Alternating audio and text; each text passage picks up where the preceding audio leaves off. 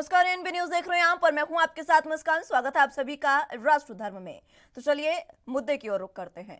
भारत जोड़ो यात्रा पर निकले राहुल गांधी ने एक बार फिर वीर सावरकर पर निशाना साधा है। राहुल ने बुधवार को अकोला में मीडिया के सामने एक चिट्ठी दिखाई। उन्होंने बताया कि सावरकर ने यह चिट्ठी अंग्रेजों को लिखी थी। उन्होंने खुद को अंग्रेजों का नौकर बने रहने की बात कही थी, साथ ही डरकर माफी भी मांगी थी। गांधी नेहरू ने ऐसा नहीं किया, इसलिए वे सालों तक जेल में रहे। राहुल गांधी ने कहा कि ये देखिए, मेरे लिए सबसे जरूरी डॉक्यूमेंट ये सावरकर जी की चिट्ठी है। इसमें उन्होंने अंग्रेजों को लिखा है, मैं आपका सबसे ज्यादा ईमानदार नौकर बने रहना चाहता हूँ। ये मैंने नहीं, सावरकर जी ने लिखा है। फडणवीस जी देखना चाहते हैं तो देख लें। सावरकर जी ने अंग्रेजों की मदद की है। सावरकर जी की ये चिट्ठी साइन की है। गांधी, नेहरू और पटेल सालों जेल में रहे और कोई चिट्ठी साइन नहीं की। सावरकर जी ने इस कागज पर साइन किया और उसका कारण डर था। अगर डरते नहीं तो कभी साइन नहीं करते। सावरकर जी ने जब साइन किया तो हिंदुस्तान के गांधी पटेल को धोखा दिया था।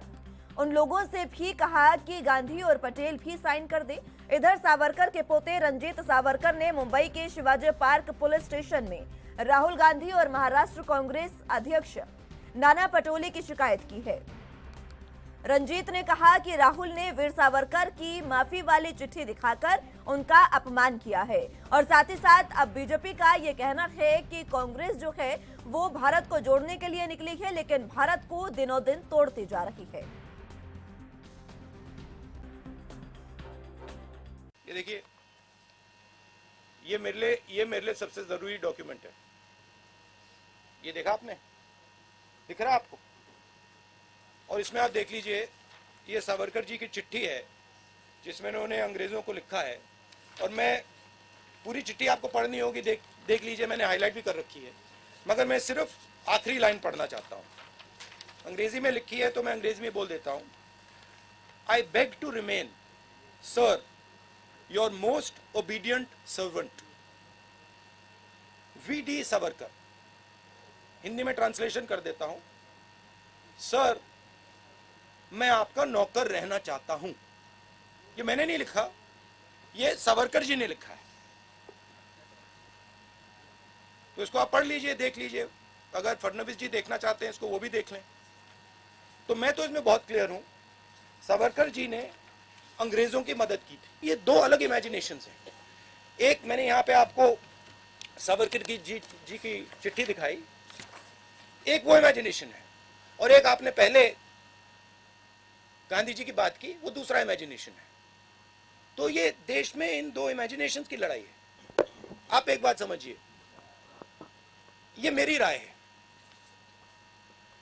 ये मेरी राय है कि जब सावरकर जी ने ये चिट्ठी साइन की, गांधी जी, नेहरू जी, पटेल जी, ये सब सालों जेल में रहे, कोई चिट्ठी साइन नहीं की। मेरी थिंकिंग है कि जब सावरकर जी ने इस कागज पे साइन किया, उसका कारण क्या था? उसका कारण डर था। अगर वो डरते नहीं, वो इसको कभी नहीं साइन करते। और इस सिग्नेचर में धोखा था। जब उन्होंने ये साइन किया, वो हिंदुस्तान के जो सब नेता थे, महात्मा गांधी, सरदार पटेल, उन सबको उन्होंने धोखा किया और उन्होंने उनको कहा कि देखो तुम गलत कर रहे हो, तुम्हें भी साइन कर देना चाहिए। तो ये दो विचारधाराएं हैं। हमारी पार्टी में हम डिस्कशन करने के लिए तैयार हैं। अगर कोई सोचे कि नहीं भैया यात्रा को ऐसे चलाना चाहिए, हम प्यार से सुनते हैं। इनके मन में आया बोल दिया, क्योंकि इनको लगता है मैंने जो बोला वो इतिहास बन गया। इसी गलतफहमी से वो आए, मगर महाराष्ट्र में ये गलतफहमी नहीं चलेगी और सरकार इसके ऊपर पूरा, मतलब अभी हमने पुलिस स्टेशन में कंप्लेंट की है, तो इसकी तहकीकात करेंगे और पूरा इसका न्याय होगा और इनके ऊपर कार्रवाई होगी। देखिए, बड़ा दुखद विषय है कि महाराष्ट्र में राहुल गांधी प्रेस कॉन्फ्रेंस करते हैं और प्रेस कॉन्फ्रेंस में पूरे भारतवर्ष की शान, महाराष्ट्र के सपूत वीर सावरकर जी का अपमान करते हैं। जिस प्रकार की भाषा का प्रयोग राहुल गांधी जी ने अपने भारत जोड़ो यात्रा में वीर सावरकर जी के लिए महाराष्ट्र में प्रयोग किए हैं, वो बहुत ही अशोभनीय है, अक्षम्य है। ये जहाँ तक वीर सावरकर जी का सवाल है, वो भारतवर्ष के स्वतंत्रता सेनानी और हम सबके दिल के निकट के व्यक्ति हैं। और खुद इंदिरा गांधी जी ने जिस प्रकार से महिमा मंडन करते हुए वीर सावरकर जी की स्तुति में चिट्ठी लिखी थी, वह भी आज भारत के आर्काइव में मौजूद है। कौन बड़ा नेता है? गांधी परिवार बताए, इंदिरा गांधी सच बोल रही थी या ये राहुल गांधी सच बोल रहे हैं? इंदिरा गांधी जी ने कहा वीर सावरकर एक सपूत थे हिंदुस्तान के, एक बहुत बड़े योद्धा थे जिन्होंने अंग्रेजों के खिलाफ युद्ध लड़ा। देखिए, जहां तक ये गांधी परिवार का सवाल है, ये गांधी परिवार को लगता है केवल और केवल उनके परिवार के सदस्य ही स्वतंत्रता संग्रामी थे, उन्हीं के परिवार के सदस्य जेल गए, उन्हीं के परिवार के सदस्य ही भारतवर्ष हैं, उनके परिवार से बाहर भारतवर्ष का कोई अर्थ नहीं है। और तभी आप देखिए, सुभाष चंद्र बोस जी हो या फिर सरदार वल्लभ भाई पटेल हो, रह रहकर इस परिवार ने महान विभूतियों का जिस प्रकार से अपमान किया है, उनका तिरस्कार किया है, आज नतीजा है कि कांग्रेस साफ हो रही है। और राहुल जी अपने इस यात्रा का नाम तो भारत जोड़ो दे रहे हैं, मगर काम केवल भारत जलाने का और भारत को तोड़ने का है। आज भी देखिए, भारत के मानचित्र पर जिस प्रकार से धू धू करके आग लगाया गया है कांग्रेस पार्टी द्वारा, क्या ये भारत की परिकल्पना इनकी यही है कि भारत के मानचित्र पे आग लगाना? बार बार राहुल गांधी कहते रहे हैं, पहले भी कहते रहे हैं कि आग लगेगा, आग लगेगा।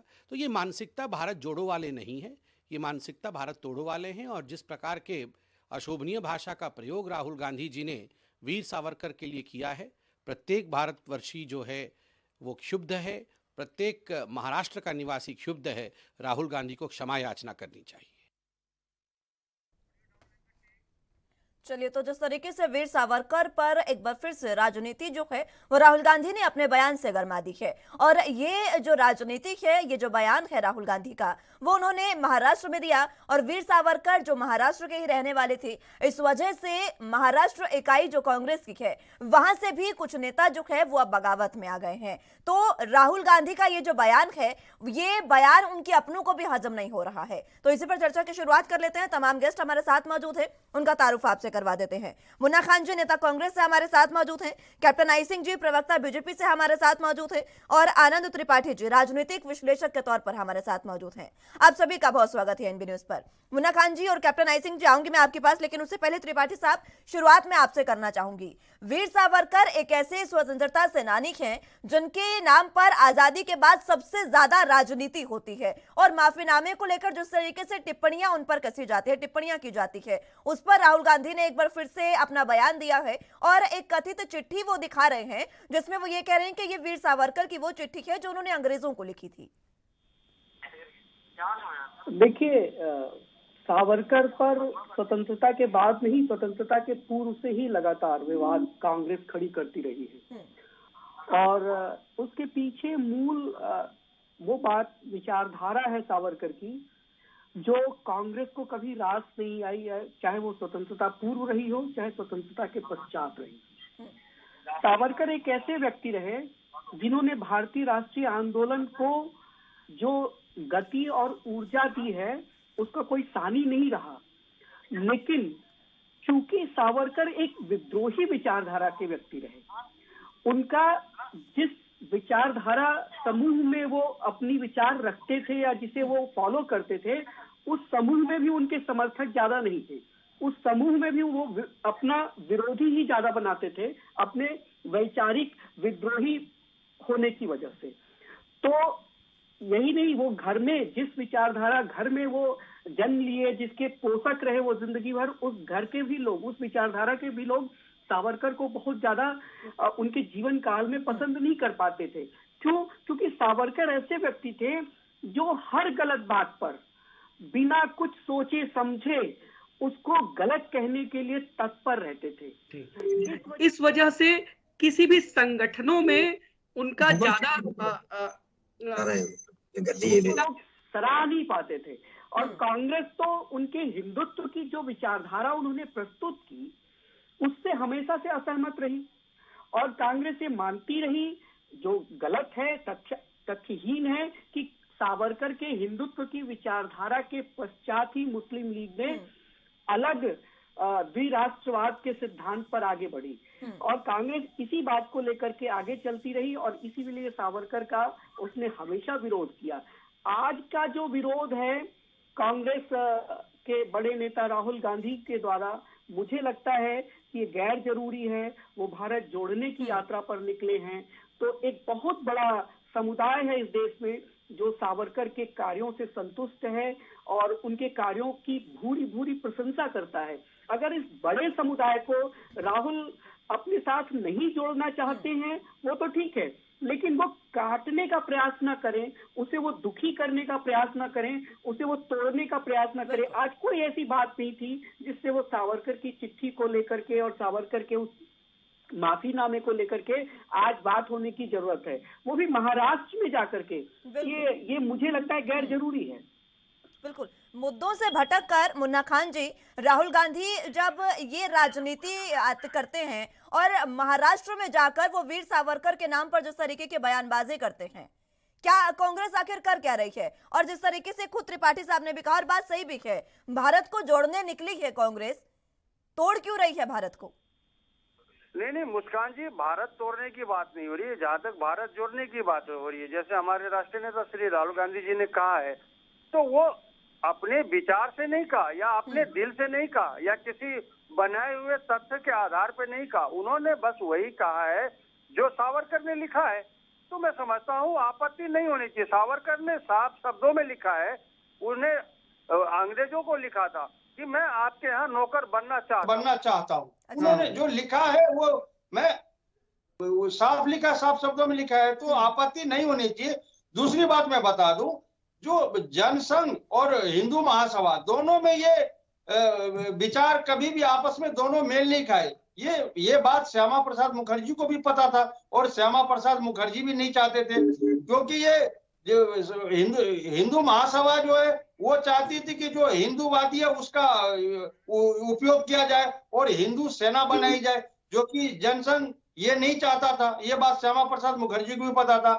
तो इस तरीके से आजादी के दौरान जिस तरीके से कई लोगों ने अपनी कुर्बानियां दी, आजादी के दौरान जब हमारे देश के योद्धा लड़ रहे थे, उस टाइम सावरकर जी माफीनामा।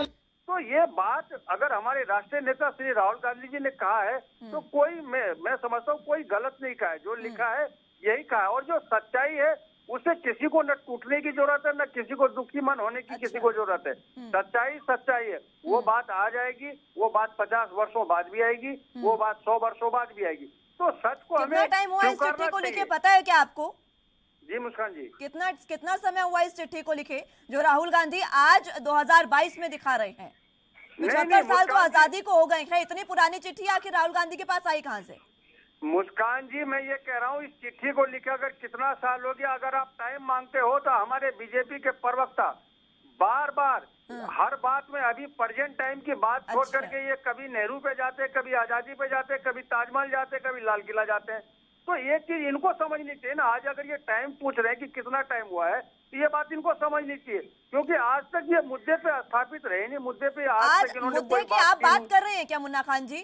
क्या आपने मुद्दे की बात की? आज के समय में, आज की राजनीति में इस मुद्दे को उठाने की जरूरत क्या पड़ी राहुल गांधी को? नहीं, ये मुद्दे की जरूरत बात नहीं पड़ी। बात वहाँ जब लेटर सामने आया, जब उनके आई चिट्ठी, तो जो लिखा था सावरकर का, जरूरत क्या है इस मुद्दे को उठाने की? क्या कांग्रेस के पास और कोई मुद्दा नहीं रहा जो वीर सावरकर के नाम पर, आप सावरकर का नाम भी छोड़िए, आप स्वतंत्रता सेनानियों के नाम पर अगर इस तरीके की राजनीति करना चाहते हैं तो क्या बाकी मुद्दे गौण हो गए हैं क्या? नहीं, सारे मुद्दे पे बात हो रही है, सारे मुद्दे पे बात हो रही है और सावरकर के मुद्दे पे भी बात होगी। जिस तरीके से देश के जवान आपस लड़ रहे थे, कुर्बानियां दे रहे थे, उस टाइम ये अंग्रेजों के दलाल माफीनामा लिख रहे थे। बात तो आएगी, आज है, 50 वर्षों बाद है, 100 वर्षों बाद है, बात तो आएगी। चलिए ठीक है, मैं लौटूंगी एक बार फिर से। ठीक है मुन्ना खान जी, मैं लौटूंगी एक बार फिर से आप सभी के पास। चर्चा की शुरुआत एक बार फिर से करेंगे। फिलहाल वक्त एक छोटे से ब्रेक का है, फौरन हाजिर होंगे।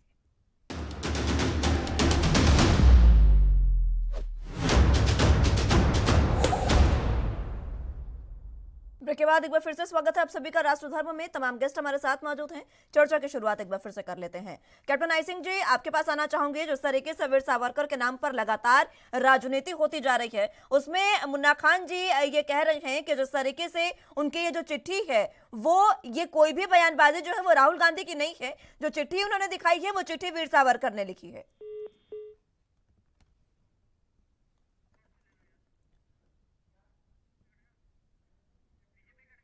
चलिए, संपर्क उनसे टूट गया है, आवाज उन तक नहीं पहुंच पा रही है। त्रिपाठी साहब, आप तक आवाज आ पा रही है? जी, जिस तरीके से आपने सुना, कैप्टन माफ कीजिएगा, मुन्ना खान जी कह रहे हैं कि ये जो तमाम बयानबाजी है, इससे किसी को दुख नहीं होना चाहिए, क्योंकि जो चीजें लिखी गई है, जो वीर सावरकर ने चिट्ठी लिखी है, साइन किए हैं उस पर, तो वो तो आज सामने आएगी, आज नहीं तो अगले कुछ सालों में सामने आ जाएगा, लेकिन ये सामने आएगा। इस तरीके की बात मुन्ना खान जी कह रहे हैं। नहीं, ठीक है, उनकी बात ये सही है कि एक पत्र सावरकर ने लिखा था अपने रिहाई के लिए और 1920-21 में, लेकिन उस पत्र के कंटेंट अब राहुल जी जो बता रहे हैं वही है या कुछ और है, ये एक अलग विषय है। लेकिन पत्र तो लिखा था, इसमें कोई संदेह नहीं है। लेकिन उस पत्र के बिहाफ पे क्या सावरकर के सारे योगदान को नकार दिया जाएगा? बिल्कुल, ये बड़ा सवाल है इस देश में। सावरकर का जो योगदान है उसको शायद राहुल गांधी और कांग्रेस कभी एडमिट नहीं कर पाएंगे और करना नहीं चाहते हैं। अगर कर लेंगे तो वो किसी भी कांग्रेसी, बड़े कांग्रेसी नेता जो स्वतंत्रता आंदोलन में लोग थे, उनसे कहीं पीछे नहीं बैठेगा। अगर आप देखिए, गिनिए, सावरकर ने स्वदेशी की बात, भारतीय आंदोलन में स्वदेशी की बात गांधी से 10 साल पहले उठाई। सावरकर ने विदेशी वस्त्रों की होली गांधी से 15 साल पहले चलाई। सावरकर ने इंडियन वार ऑफ इंडिपेंडेंस नाम की जो किताब लिखी लंदन प्रवास के दौरान, लंदन में अपनी पढ़ाई के दौरान, उस किताब ने ये साबित किया कि वो 1857 का पुलिस विद्रोह या गदर नहीं था, वो भारत का प्रथम स्वतंत्रता संग्राम था, जिसे नेहरू डिस्कवरी ऑफ इंडिया में भी पुलिस विद्रोह लिखते हैं। आप देखिए, जो बातें आती है ना, वो बहुत अलग बातें हैं। जैसे अभी आज 12 तारीख से है गुजरात में, क्या किया है कि लिखित दस्तावेज है सावरकर का पत्र, आज तो जो है ना यहाँ पहुंच गए गांधीनगर। डिस्कवरी ऑफ इंडिया में नेहरू पुलिस विद्रोह लिखते हैं 1857 के स्वतंत्रता आंदोलन को। नेहरू 1946 में यूनियन जैक के नीचे शपथ लेते हैं, ये भी दस्तावेज है। यूनियन जैक के प्रति अपनी वो सदिच्छाएं व्यक्त करते हैं, उसकी शपथ लेते हैं, तो ये भी दस्तावेज है। ऐसा नहीं है, बहुत सारी चीजें करनी पड़ती हैं। हम मान लें कि 1946 में जब नेहरू जी ने शपथ ली यूनियन जैक के प्रति, तो क्या वो भारत के प्रति उनकी सारी इच्छाएं सदिच्छाएं खत्म हो गई थी? तो नहीं खत्म हुई थी। एक राजनीतिक मजबूरी थी, वो कर रहे थे वो। उसी तरह सावरकर भी ये चाहते थे कि वो, अगर उनको 2 आजीवन कारावास मिले थे सावरकर को 1910 में और 1911 में, अलहदा व्यक्ति है सावरकर, जिसे एक ही जीवन में 2 आजीवन कारावास की सजा मिली। कौन? भारतीय स्वतंत्रता आंदोलन में कोई दूसरा स्वतंत्रता सेनानी नहीं है जिसे एक ही जीवन में 2 कारावास की सजा मिली। 10-11 साल अंडमान के उस जेल में बैठे रहे जहां बगल की कोठरी में उनका भाई था और उन्हें पता तक नहीं चला। तो सावरकर के योगदान को सिर्फ एक पत्र से नकार देना, ये कांग्रेस और राहुल गांधी के लिए बहुत आसान बात है। लेकिन अगर कभी विचार करेंगे तो सावरकर ने वो काम किए हैं भारतीय स्वतंत्रता आंदोलन में जो कि किसी भी कांग्रेसी नेता से कम नहीं है। और इसीलिए कांग्रेस लगातार इस बात को अगर एडमिट कर ले तो सिर्फ कांग्रेस जो अपने आप को श्रेय लेना चाहती है स्वतंत्रता आंदोलन का, वो समाप्त हो जाएगा। हमेशा सावरकर को इस बात के लिए लांछित किया जाता है कि उन्होंने हिंदुत्व की विचारधारा को पोषित किया। अगर हिंदुत्व की विचारधारा को पोषित किया तो इसमें कौन सी गलत बात है? कहा यह जाता है, बहुत सारे इतिहासकार जो वामपंथी इतिहासकार हैं वो ये कहते हैं कि सावरकर जिन्ना से पहले 2 राष्ट्रवाद का सिद्धांत लेके आते हैं। सरासर झूठ है। कांग्रेस हमेशा ये बात कहती है कि सावरकर 2 राष्ट्रवाद के सिद्धांत के पहले पोषक है, जन्मदाता हैं, और उसके बाद मुस्लिम लीग ने उसका सब अपने हित में उपयोग किया। इसमें तथ्य ही नहीं है कहीं भी। सावरकर भारत को अखंड देखना चाहते थे और अखंडता के लिए उनकी पूरी 40 पुस्तकों में 22 पुस्तकें सावरकर की ऐसी हैं जो भारतीय राष्ट्रीय आंदोलन, एकता और सामाजिक अखंडता पर लिखी गई है और उसमें उनके विचार हैं। तो उन विचारों को पढ़ने की जरूरत है। सावरकर वो पहले आदमी थे जो हिंदुत्व में सुधार, हिंदू समाज में सुधार की वो नींव रखते हैं जब एक दलित पुजारी को बनाते हैं वो एक मंदिर में। सावरकर कि इन कामों को जो नेहरू और गांधी कर रहे थे उससे पहले ही वो सोच चुके थे। बल्कि एक ढंग से देखा जाए तो गांधी जी ने सावरकर के बातों को ही आगे बढ़ाया। स्वदेशी अपनाया गांधी जी ने, जो सावरकर ने पहले शुरू कर चुका था। गांधी जी ने वस्त्रों की, विदेशी वस्त्रों की होली जलाई जो 15 साल पहले सावरकर कर चुके थे। अस्पृश्यता की समाप्ति की बात सावरकर पहले कर चुके थे, गांधी जी उसे बाद में अपनाते हैं। तो कहां से सावरकर गलत हो जाते हैं? सिर्फ एक पत्र से सावरकर गलत हो जाते हैं? कांग्रेस इस सोच को स्वीकार ही नहीं करना चाहती, क्योंकि अगर वो सावरकर को स्वीकार कर लेगी तो उसे हिंदुत्व को स्वीकार करना पड़ेगा। ये समस्या है कांग्रेस की। और समस्या ये भी है, और समस्या एक ये भी है कि आखिर होड़ जो है क्रेडिट लेने की कि हमने आजादी दिलाई, हमने आजादी दिलाई, अगर ये स्वीकार कर ले कांग्रेस तो मुझे लगता है कि फिर ये होड़ खत्म हो जाएगी एक तरीके से। जिस तरीके से आपने कहा त्रिपाठी साहब, ये होड़ जो है वो पूरे तरीके से खत्म हो जाएगी। चलिए, यही तो है कि कांग्रेस पूरी स्वतंत्रता आंदोलन का श्रेय लेना चाहती है, जबकि कांग्रेस ने जब होम रूल की बात की थी उसके पहले सावरकर ने पूर्ण स्वतंत्रता की मांग कर दी थी देश में। तो कांग्रेस हमेशा से सावरकर से पीछे चल रही थी, और कांग्रेस इस बात को अगर एडमिट कर लेगी तो उसका जो क्रेडिट है, उसके पास जो क्रेडिट है, क्योंकि सरकार उसके पास रही लगातार स्वतंत्रता के बाद, तो उसका क्रेडिट ले लिया, तो वो क्रेडिट खत्म हो जाएगा। ठीक है त्रिपाठी साहब। कैप्टन आई सिंह जी हमारे साथ मौजूद हैं। कैप्टन साहब, बहुत बहुत स्वागत है आपका एनबी न्यूज पर। आपका फोन बार बार आपसे संपर्क टूट रहा है, इस वजह से आपसे बात नहीं हो पाई है। राहुल गांधी जिस तरीके से ये बात कह रहे हैं वीर सावरकर पर कि उन्होंने अंग्रेजों से माफी मांगी थी और एक कथित चिट्ठी भी उन्होंने दिखाई है राहुल गांधी ने, क्या कुछ इस पर आप कहेंगे? और इस पर मुन्ना खान जी का जो वक्तव्य है वो सीधे तौर पर कह रहे हैं कि जो चिट्ठी है वो लिखी गई है और ये आज नहीं तो कल सामने तो आनी ही थी। पल्लवी जी, ये बहुत ही शर्मनाक बयान है राहुल गांधी का। और राहुल गांधी पीएम की लाइन में खड़े हैं, पीएम बनना चाह रहे हैं, और स्टेटमेंट उनका इतना शर्मनाक आ रहा है कि जो देश में जो भी सुन रहा है वो राहुल गांधी को गालियां दे रहा है। आप सोचिए कि वीर सावरकर का जो आजादी में जो आजादी की जो लड़ाई लड़ी गई थी उसमें कितना बड़ा उनका योगदान था। अगर किसी को कठोर सजा मिली थी तो वो जो है ना वीर सावरकर थे।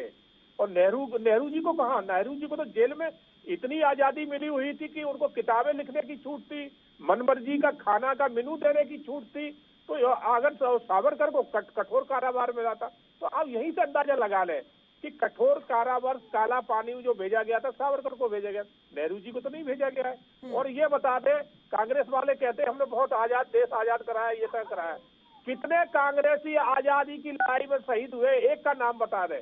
एक भी नहीं हुआ है, क्योंकि ये अंग्रेजों की अगर कोई चाटुकारा था तो वो कांग्रेस पार्टी थी, नेहरू जी थे। मैं तो इवन यहाँ तक कहूंगा कि गांधी जी ने भी कोई कसर नहीं छोड़ी है। गांधी ये अगर हमारे जो आजाद हिंद के सेना के जो लोग थे, हमारे सुभाष चंद्र बोस की जो सेना थी, लड़ाई तो आजादी की उन्होंने लड़ी है। जो शहीद हुए हैं उनका कहीं ये नाम नहीं लेते हैं। और जिन्होंने अंग्रेजों की चाटुकारिता करी, अंग्रेजों के सपोर्टर में खड़े रहे, बस सिर्फ इनकी सोच ये थी कि हम अंग्रेजों की चाटुकारिता करते रहेंगे तो हमें अपने आप ये देश की बागडोर देके चले जाएंगे। मगर आजाद हिंद के जो सिपाही थे बेचारे अपने शहीद होके चले गए, इतिहास में भी इनका नाम नहीं आने दिया। तो मुन्ना खान जी कह रहे हैं, मुन्ना खान जी की उसमें गलती नहीं है कि वो कांग्रेस पार्टी का पूरा जो उनका ढांचा ही यही है। उनकी तो भाषा ही शैली ये है कि हमारे देश के शहीदों का अपमान करना, हमारे सैनिकों का अपमान करना। तो ये सिर्फ अगर वाह करेंगे तो कांग्रेस के उन लोगों की करते हैं जिन्होंने जन्म जिंदगी कांग्रेस के अंग्रेजों की चाटुकारिता करी है। तो क्योंकि इस पार्टी का गठन ही कहां से हुआ है? पल्लवी जी देखिए, कांग्रेस पार्टी का गठन किया किसने किया था? अंग्रेज ने। अंग्रेज की बनाई हुई पार्टी है। और ये बात कर रहे हैं कि सावरकर के ऊपर, अरे सावरकर तो वो बलिदानी थे देश के लिए, जो उन्होंने किया है कांग्रेस में ऐसा कोई हो ही नहीं सकता है। कांग्रेस ने सिर्फ अगर किया है तो सत्ता लोलुपता की है और हमारे जो वीर शहीद हैं उनका अपमान आज कर रहे हैं। और राहुल गांधी एक अपने आप को देश का नेता बना रहे, भारत जोड़ो यात्रा पे निकले, भारत जोड़ रहे हैं। मुन्ना खान जी, तो ये भारत जोड़ने यात्रा तो नहीं हो सकती। जिस तरह से उन्होंने आज एक शहीद का अपमान किया है, और शहीद का नहीं, एक बहुत पूरे भारत देश का अपमान किया है, तो इससे मैं बिल्कुल नहीं कह सकता हूँ कि ये भारत जोड़ो यात्रा है, ये बिल्कुल भारत तोड़ो यात्रा है। बिल्कुल। माफी के साथ आपको बताना चाहूंगी कैप्टन साहब, स्टूडियो से मुस्कान बात कर रही हूं, और आपकी बातों को ऊपर रखते हुए जिस तरीके से त्रिपाठी साहब ने ये बात कही है, उन्होंने भी ये बात कही कि ये तमाम जो बातें हैं मात्र और मात्र क्रेडिट लेने की होड़ इस समय हो रही है कांग्रेस की, कि आजादी का क्रेडिट हमें मिल जाए। और त्रिपाठी साहब भी इस बात से इत्तेफाक रखते हैं कि अगर कांग्रेस ये मान ले कि सावरकर भी स्वतंत्रता सेनानी थे और ऐसी कोई चीज नहीं है, तो फिर क्रेडिट जो है वो कहीं ना कहीं खत्म हो जाएगा कांग्रेस का। और मुन्ना खान जी, कैप्टन साहब भी ये बात कह रहे हैं कि आप अंग्रेजों की बात करती है कांग्रेस के संस्थापक कौन थे, चलिए आप ही बता दीजिए।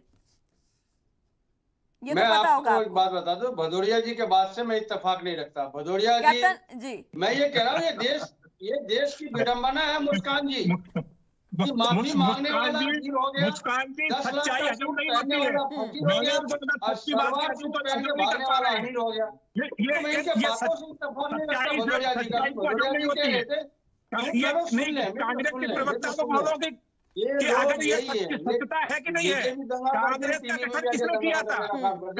मैं आ रही हूँ कैप्टन साहब, आ रही हूँ। मुन्ना खान जी को बात पूरी करने दीजिए, उसके बाद सवाल लेती हूँ मैं कह रहा हूँ मुस्कान जी, ये देश की विडंबना है कि यहाँ माफी मांगने वाले वीर हो गए, और 10 लाख के सूट पहनने वाले फकीर हो गए, और सलवार सूट पहन करके भागने वाले अमीर हो गए। तो ये देश की विडंबना है।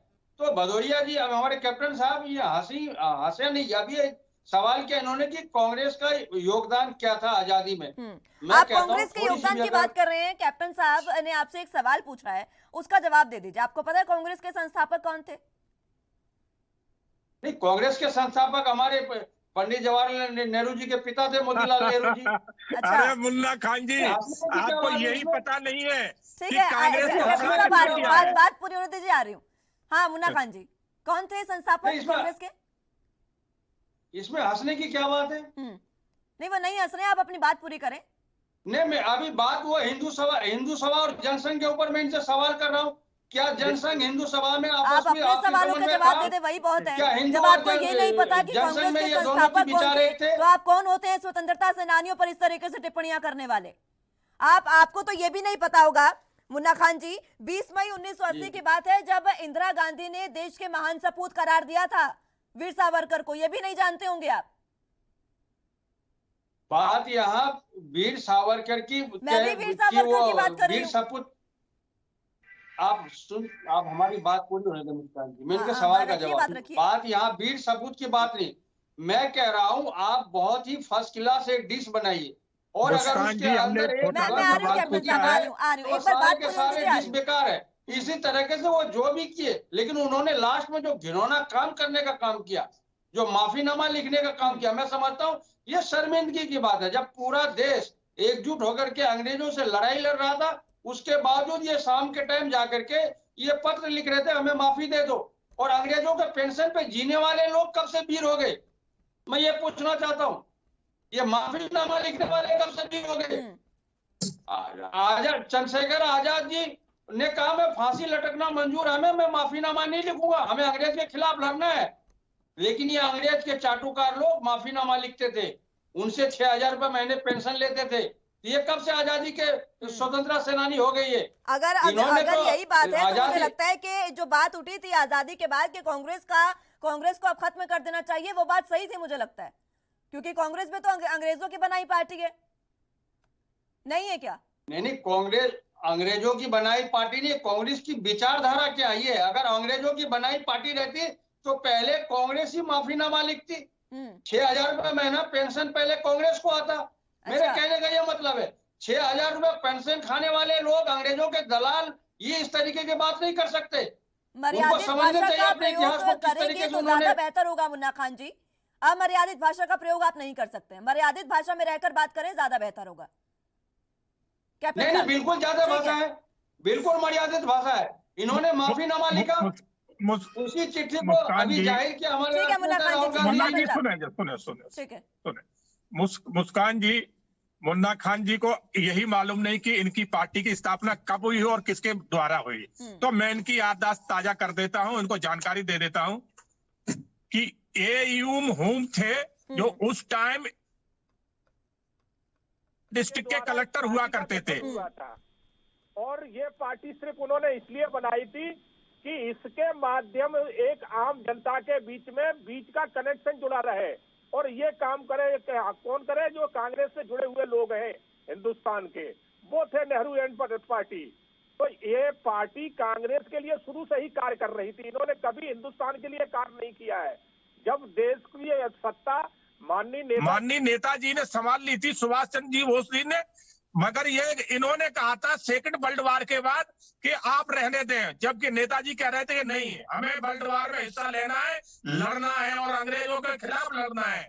मगर नेहरू जी ने कहा था कि नहीं, हमें अंग्रेजों को साथ देना है। तो ये थोड़ी तो इनकी रही है। देश के किसी भी नेता ने कभी अंग्रेज का साथ नहीं दिया है, अंग्रेज के साथ बगावत की है। अगर उनके साथ में खड़े थे तो कांग्रेस ही खड़े थे, ये इन्हें मालूम होना चाहिए। मुन्ना खान जी डिबेट में जब आते हो पढ़ के आया करो, याद करके आया करो। कांग्रेस की रटी हुई बातें मत करो।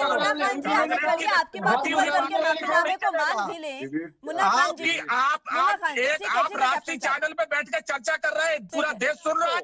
ठीक है मुन्ना खान जी, आपकी बातों को अगर ऊपर रखकर माफीनामे की बात मान भी ले, तो आप ये बता दीजिए, क्या एक माफीनामे के चलते आप उनके सारे जितने भी जो उनके योगदान है उनको भुला देंगे क्या?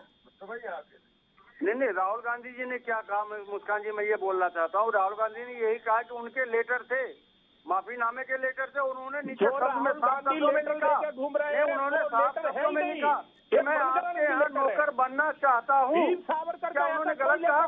क्या सावरकर जी ने ये नहीं लिखा? नहीं, सावरकर जी ने ये नहीं लिखा। मैं ये पूछना चाहता हूँ, उस चिट्ठी के अंदर कंटेंट कितना बेहतर है, कितना सही सटीक है, ये तो हम भी नहीं जानते हैं ना मुन्ना खान जी। जिस चिट्ठी की बात राहुल गांधी कर रहे हैं, उस चिट्ठी का कंटेंट कितना सटीक है, ये तो कोई नहीं जानता। मैं कह रहा हूँ कि हमारे राष्ट्रीय नेता विश्व में प्रख्यात है कि वो झूठ नहीं बोलते कभी। अच्छा। और आज तक आपने किसी नहीं, हंसने की बात नहीं है, झूठ कभी नहीं, झूठ। अरे आप सुन ले, चलिए ठीक है, ठीक है मुन्ना खान जी, कैप्टन साहब इस तूतु मैमे से बाहर निकलते हैं। त्रिपाठी साहब आपके पास आना चाहूंगी। अब देखिए, मुन्ना खान जी की भाषा भी आप सुन रहे थे, अलग अलग तरीकों के शब्दों का इस्तेमाल वो कर रहे हैं, और आप ही की ये बात थी कि एक लेटर के लिए हम उनके सभी योगदान को नहीं भुलाया जा सकता। और वो बात भी आपने कही कि अगर उनके योगदान को देखा जाए तो कांग्रेस परिवार से, गांधी परिवार से कहीं कम उनका योगदान नहीं है। लेकिन आज के समय में भी उन पर इस तरीके की टीका टिप्पणी करना, मुझे नहीं लगता किसी भी राजनीतिक पार्टी को यह शोभा देता है, और किसी भी इंसान को यह शोभा देता है। देखिए, मैं यही कह रहा हूँ, चाहे वो दक्षिण पंथ के लोग हों, चाहे वो कांग्रेस के लोग हों, सावरकर को दोनों नहीं समझ पा रहे हैं। ठीक है, दक्षिण पंथ के लोग सावरकर को अपना आदर्श मानते हैं, लेकिन वो समझ नहीं पाए सावरकर को पूरी तरीके से। और कांग्रेस तो उनके पीछे हाथ धो करके पड़ी हुई है, क्योंकि उसको ये पता है कि अगर वो सावरकर को एडमिट कर लेती है तो उसके हाथ से बहुत बड़ा क्रेडिट स्वतंत्रता आंदोलन का हट जाएगा। ठीक है, तो ये दोनों की समस्या है। सावरकर, जब से मैंने पहले कहा ना, एक ऐसे व्यक्ति थे जो स्वभाव से विद्रोही थे, और वो सच के लिए लड़ने के लिए कुछ भी करने को, किसी भी सीमा तक जाने के लिए, अपनी लड़ाई जीतने के लिए किसी भी सीमा तक जाने के लिए तैयार रहा करते थे।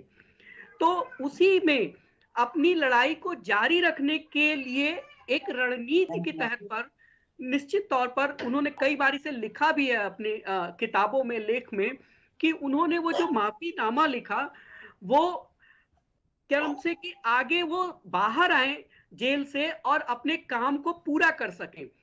उनका जीवन एक मिशन था, उस मिशन को वो जेल में रह करके समाप्त नहीं करना चाहते थे, इसलिए उन्होंने पत्र लिखा। अब पत्र में लिखा कि नौकर रहूंगा, आपका आभारी रहूंगा। ये सब बातें जो अंग्रेज उनसे लिखवाना चाहते थे, उनकी मजबूरी थी उस वक्त लिखना, क्योंकि उनको जेल से बाहर आना था। अगर वो ये नहीं करते तो वो आजीवन जेल में रहते। और जो लोग वो मिशन को जो पूरा करना चाहते थे, उनके जीवन का एक मिशन था कि भारत को को अंग्रेजों से स्वतंत्र कराना है और हिंदुत्व को स्थापित करना है। ये दोनों बातें जो थी उस समय देश में भारत को आजाद करवाने की बात तो सब सोच रहे थे, लेकिन हिंदुत्व की स्थापना की बात जो चल रही थी सावरकर के मन में और जिसके लिए वो काम कर रहे थे, इस देश का एक बहुत बड़ा वर्ग और कांग्रेस के बहुत बड़ा नेतृत्व जो था उस दौर का, वो उनकी इस बात से सहमत नहीं था। लेकिन देश में बहुत एक जनता में एक बहुत बड़ा वर्ग था जो सावरकर के साथ था, इस विचारधारा के साथ। इसलिए कांग्रेस को हमेशा सावरकर से खतरा महसूस होता रहा और वो जानते थे कि सावरकर को निस्त नाबूद करने के लिए वो एक पत्र काफी है और वो हमेशा से सावरकर के सारे कामों को छोड़ करके सिर्फ उस एक पत्र की चर्चा करते हैं। उस पत्र में, क्योंकि उस पत्र से सावरकर का जो नैतिक बल है वो कमजोर पड़ता है और उस कमजोरी का वो फायदा उठाना चाहते हैं, लेकिन ये नहीं जानते हैं कि दुनिया के बहुत सारे देशों में स्वतंत्रता आंदोलन में लगे हुए लोगों ने अपने अपने देशों में रणनीतिक दृष्टि से बहुत बार इस तरह के काम किए हैं। कई बार नेल्सन मंडेला ने भी इस तरह की सार्वजनिक तौर पर जबानी तौर पर उनसे बात कही, हालांकि उन्होंने लिख करके नहीं दिया, ये बात सही है, लेकिन जुबानी तौर पर कई बार नेल्सन मंडेला ने भी दक्षिण अफ्रीका के मामलों में ये बात उठाई है। लेकिन कांग्रेस अगर मान लेगी सावरकर की इस रणनीति को तो उसके सामने वो समस्या खड़ी हो जाएगी। सावरकर वो व्यक्ति थे, जैसे मैंने कई बार कहा कि नेहरू जिसको गदर कहते हैं, पुलिस गदर, बिल्कुल डिस्कवरी ऑफ इंडिया में सावरकर उसे स्थापित करते हैं कि वो भारत का पहला स्वतंत्र संग्राम है। अब देखिए कितना बड़ा फर्क है दोनों की सोच में। अगर ये कांग्रेस ये मान ले कि सावरकर सही हैं तो नेहरू से तो आगे बैठते हैं सावरकर। कैसे मान लेगी कांग्रेस कि नेहरू लिखते हैं कि वो फ्रीडम स्ट्रगल नहीं है 1857, लेकिन सावरकर इस बात को प्रूव करते हैं। इंडियन वॉर एट फ्रीडम्स की जो 1857 की किताब जो है वो छपने से पहले ही बैन किया ब्रिटिश सरकार ने, ब्रिटेन और भारत में। उसको बड़ी मुश्किलों से भीकाजी कामाजी ने हॉलैंड से पब्लिश कराया और वहां से फ्रांस गई किताब, वो फ्रांस के जरिए वो भारत में आई। आप ये सोचिए कि कितना डर था अंग्रेजों को सावरकर का, और उस सावरकर को ये कहते हैं कि वो अंग्रेजों से डर गए। एक नहीं दो आजीवन कारावास देते हैं सावरकर को अंग्रेज डर के मारे, और उन सावरकर के लिए कांग्रेस और राहुल गांधी कहते हैं कि वो डर गए। अरे डर तो अंग्रेज रहे थे, सावरकर नहीं डर रहे थे। ऐसे पहले लेखक हैं जिनकी किताब छपने से पहले बैन हुई। बिल्कुल सावरकर ने भारत का पहला झंडा बनाया 1907 में जर्मनी में भीखाजी कामाजी ने उसे फहराया। सावरकर वो व्यक्ति हैं जिसे भारतीय झंडे में जो चक्र शामिल है उसको शामिल करने का जो श्रेय जाता है, वो उन्होंने इसकी परिकल्पना की, वो सावरकर है। सावरकर के कामों को समझना ही नहीं चाहती कांग्रेस और देश को धोखे में रखना चाहती है। कांग्रेस सावरकर नहीं डर रहे थे अंग्रेजों से, अंग्रेज डर रहे थे सावरकर से। लेकिन अब चूंकि यहाँ पे कांग्रेस और अंग्रेज साथ हैं, दोनों सावरकर के कामों को नेस्तनाबूद करना चाहते थे। सावरकर वो व्यक्ति थे जिन्होंने मृत्यु तक उपवास रखने का व्रत लिया और 25 दिन उपवास पर रहे और उनकी डेथ उस उपवास से होती है। 1 फरवरी 1966 को वो उपवास पर जाते हैं और 25 फरवरी 1966 को उनकी डेथ होती है। वो प्रण लेते हैं कि मैं जब तक अब मेरी मृत्यु नहीं आएगी मैं न जल ग्रहण करूंगा न अन्न ग्रहण करूंगा, मृत्यु पर्यंत मैं उपवास पे जा रहा हूं। कांग्रेस क्या बात करेगी उसके, राहुल गांधी कहां पहुंचते हैं। लेकिन सावरकर को समझना नहीं चाहते। सावरकर को समझ ले तो समस्या यह है कि कांग्रेस की जो विरासत है उस पर सवाल खड़ा हो जाएगा। बिल्कुल। मुन्ना खान जी। जी मुस्कान जी। जी आवाज आ रही है हमारी? जी मैं सुन पा रही हूँ, अपनी बात रखें। जी मुस्कान जी, मैं कह रहा हूँ अभी हमारे मित्र जो राजनीतिक विश्लेषक हैं अभी ये कह रहे थे कि वहां सावरकर जी को लिखना मजबूरी था। तो मैं कह रहा हूं अगर ये मजबूरी चंद्रशेखर आजाद जी के पास होती या अशफाकुल्लाह खान के पास होती या शहीद भगत सिंह जी के पास होती तो क्या ये देश आजाद हो पाता? ये मजबूरी नहीं थी, ये जरूरी थी उनकी। वो आप शहीद भगत सिंह की बात कर रहे हैं, शहीद भगत सिंह की आप बात कर रहे हैं। आपको तो ये भी नहीं पता होगा कि वीर सावरकर की एक पुस्तक थी हिंदू पद पातशाही, उसके 6 अंश भगत सिंह ने अपनी किताब में संभाल कर रखे थे, पता है क्या आपको? मुस्कान जी, आप जिन सारी भगत बातें सिंह की पता है। बात कर रहे हैं उन्हीं की बात मैं कर रही हूँ। जब वो नहीं, वीर मैं सावरकर उनकी को बात- मानते हैं तो कांग्रेस को क्या दिक्कत है मानने में? नहीं, सावरकर को मानने की बात नहीं। सावरकर की आज डिबेट किस मुद्दे पे हो रही है?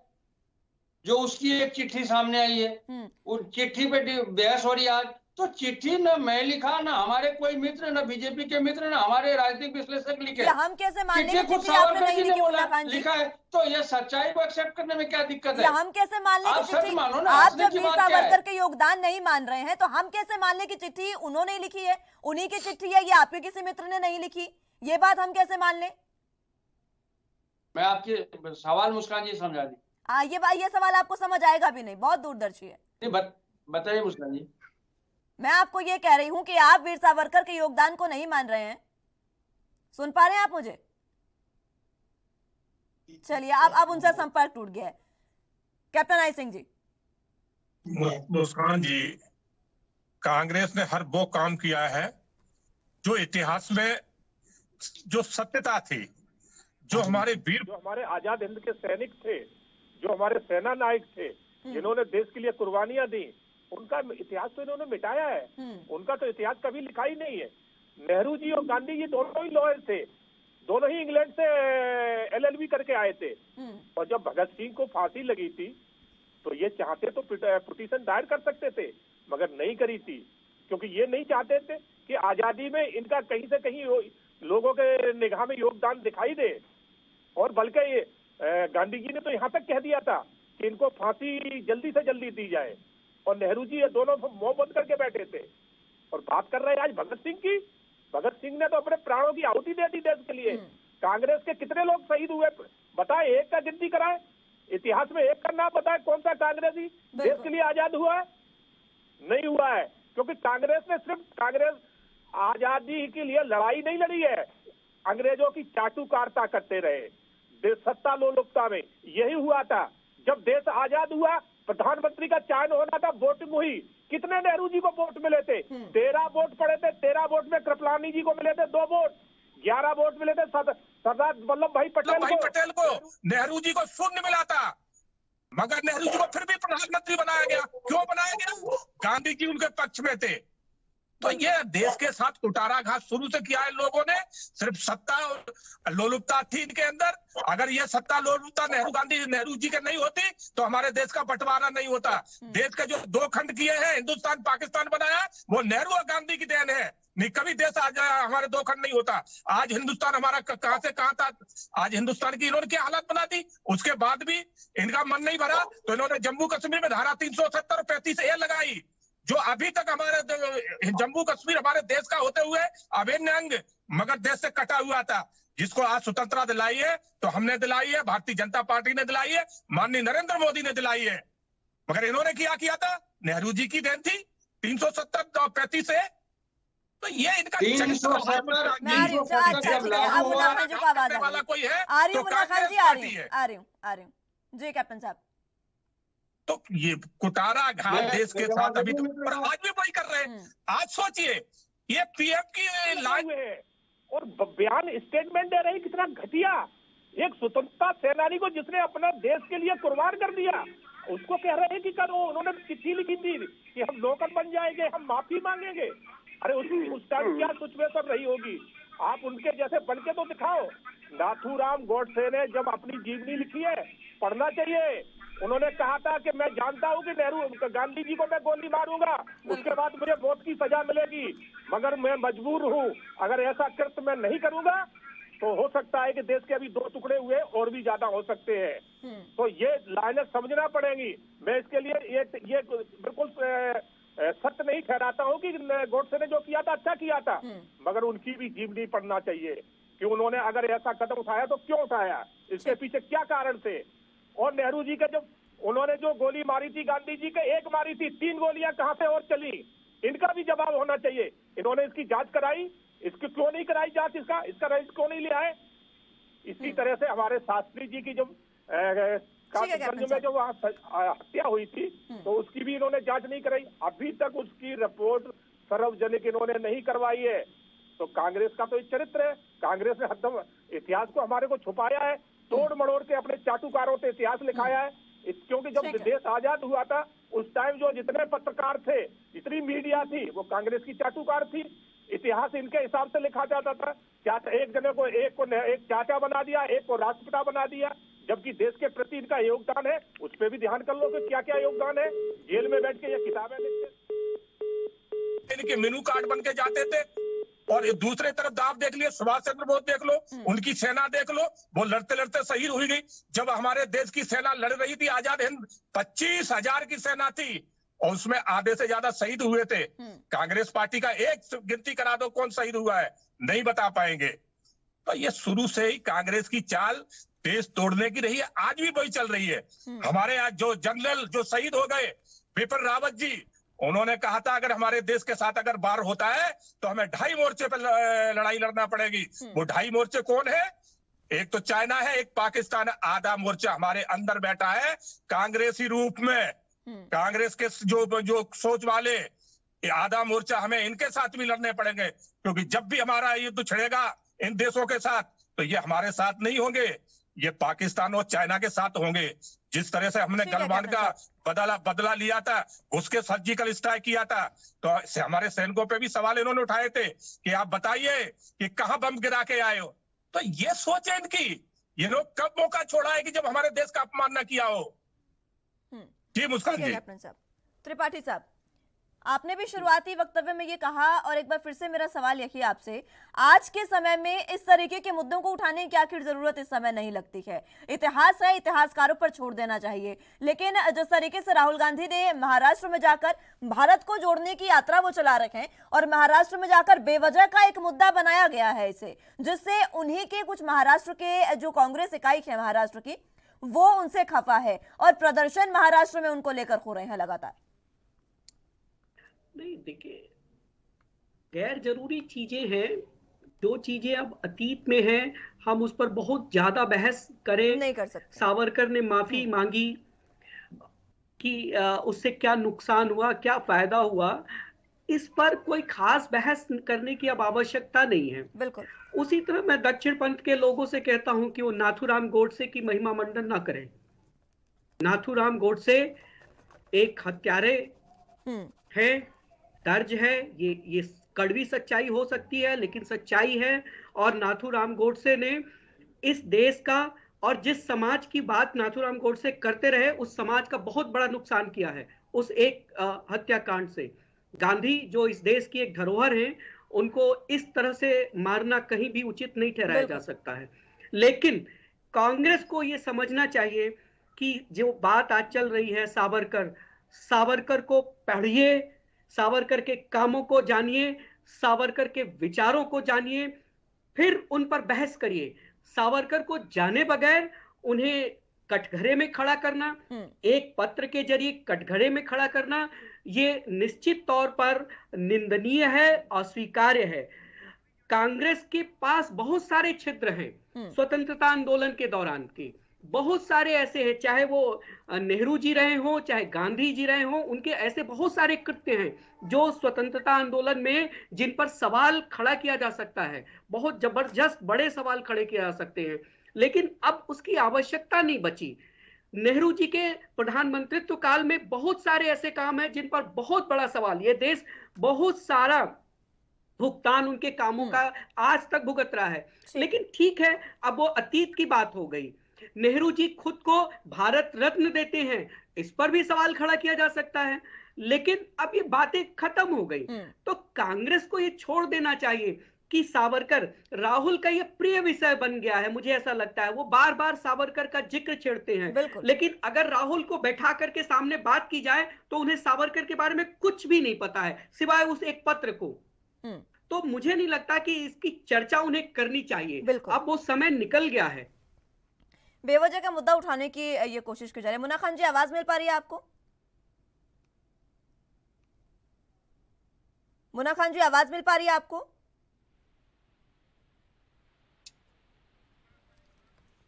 मुन्ना खान जी, आवाज मिल पा रही है आपको? सुन पा रहे हैं आप मुझे? चलिए कैप्टन साहब, मुन्ना खान जी को तो आवाज नहीं मिल पा रही है, लेकिन मैं देख पा रही हूँ इतनी सर्दी में भी उन्हें पसीने इस समय आ रहे हैं।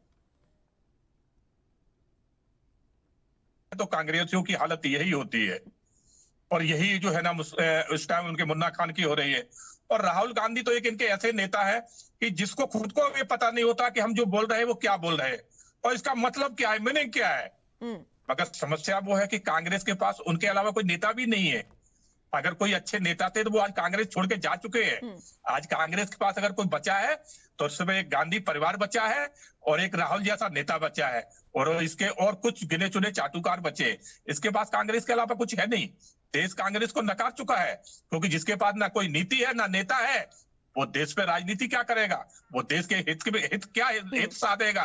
ठीक है। और आप आज देखिए कि आज मैं मोदी ने माफी के अंतरराष्ट्रीय साथ लेवल आपको पे रोकना चाहूंगी कैप्टन साहब, माफी के साथ रोकना चाहूंगी। मुन्ना खान जी एक बार फिर से जुड़ चुके हैं, अगर फिर से कट गया उनका फोन तो फिर संपर्क नहीं हो पाएगा। आवाज मिल पा रही है मुन्ना खान जी? जी मुस्कान जी आवाज आ रही है जी। मेरा सवाल वही रहेगा आपसे अभी भी। वैसे तो आपको इतनी सर्दी में पसीने आ रहे हैं, मैं देख पा रही हूँ, लेकिन सवाल वही है जो मैं पहले पूछ रही थी आपसे। जिस पत्र की आप बात कर रहे हैं वो पत्र जिस तरीके से आपने सावरकर के योगदान को भुला दिया, उस तरीके से हमें भी नहीं पता कि उस पत्र का जो अंदर का कंटेंट है वो कितना सटीक है। हमें क्या पता कि क्या पता आपके किसी मित्र ने वो लिखा है या नहीं, ये हम कैसे मान लें? सवाल यही है मेरा आपसे। मैं मुस्कान जी आपको बता दूं, इतिहास के जो जानकार है उन्हें पता है कि सावरकर जी ने माफीनामा लिखा था और सावरकर जी माफीनामा लिखा था, इस बात से नहीं नकार रहे हैं, लेकिन उस माफीनामे में जो शब्द राहुल गांधी ने अपने पत्र में दिखाए हैं वो शब्द ना हुए तो? मैं कह रहा हूं मुस्कान जी कि अभी हमारे राष्ट्रीय नेता श्री राहुल गांधी जी ने कहा अगर उसमें 1% भी गलत है तो सरकार इनकी है, बीजेपी सरकार कार्रवाई करे। कार्रवाई करने अब आपकी बात को भी हम कैसे मान लें? आपको तो ये नहीं पता कि कांग्रेस का संस्थापक कौन था? मैं ये कह रहा हूँ कि उस पर बीजेपी सरकार कार्रवाई करे ना, कार्रवाई करे। रोका किसने? अगर गलत है नहीं सही है तो आप एक्सेप्ट करें उस चीज को। आप उससे दूर क्यों भाग रहे हैं बार बार कह रहे हैं? चलिए ठीक है, पत्र को एक्सेप्ट कर लेंगे, आप क्यों योगदान एक्सेप्ट नहीं कर पा रहे हैं? नहीं मुस्कान जी मैं कह रहा हूँ अभी हमारे मित्र कह रहे थे कि भगत सिंह को फांसी नहीं होती अगर पंडित जवाहरलाल नेहरू जी और महात्मा गांधी नहीं जाते। उनको तो ये भी नहीं पता कि भगत सिंह ने खुद अपने पिता से कहा था कि अगर एक आंसू के कतरे गिरे तो समझ लेना मैं आपका बेटा नहीं, आप हमारे पिता नहीं। रोने की भगत सिंह ने कहा था उनके पास मगन नेहरू जी का भी कोई कर्तव्य बन जाता था। सुन ले दायर करते मैं बोलूंगा, आप बोलोगे ज्यादा बोल रहा, आप सुन तो नहीं अरे मित्र सुन ले। चलिए ठीक है। मुन्ना खान जी समय समाप्त हो रहा है, समय समाप्त हो चला है। कैप्टन आई सिंह जी मात्र 30 सेकंड में अपना जवाब जल्दी से रखिएगा। बिल्कुल मुस्कान जी, मैं यही कहना चाहूंगा कि सावरकर एक आंधी थी, सावरकर एक तूफान था, सावरकर देश के अभिमान थे, सावरकर एक आंदोलन थे। तो सावरकर की जितनी तारीफ करी जाए वो थोड़ी है। जो सावरकर के लिए इस तरह के बयान जो लेके आते हैं उनको इस देश में माफी मांगना चाहिए। आज उन्होंने बहुत बड़ा देश का अपमान किया है। धन्यवाद। समय समाप्त तो चला। त्रिपाठी साहब लौट नहीं पाऊंगी आपके पास, बहुत बहुत शुक्रिया आप सभी का हमारे साथ जुड़ने के लिए और तमाम अहम चर्चा हमारे साथ करने के लिए। लेकिन जिस तरीके से आज आजादी के इतने समय बाद भी वीर सावरकर के नाम पर एक बार फिर से राजनीति को हवा दी गई है, तमाम तरह की बातें जो है वो राहुल गांधी द्वारा कही गई है, ये इतिहासकार भी जानते हैं और किस तरीके की बातें इस समय कही जा रही है। मुद्दे बेवजह के उठाए जा रहे हैं, लेकिन अब देखना होगा कि इन पूरे मसलों पर अंत कहां होगा और इस पर किस तरीके की कार्रवाई जो जिस तरीके से मुन्ना खान जी कह रहे हैं वो होती है। फिलहाल के लिए राष्ट्र धर्म में मेरे साथ बस इतना ही। तमाम अहम खबरों के लिए आप देखते रहिए ANP न्यूज। नमस्कार।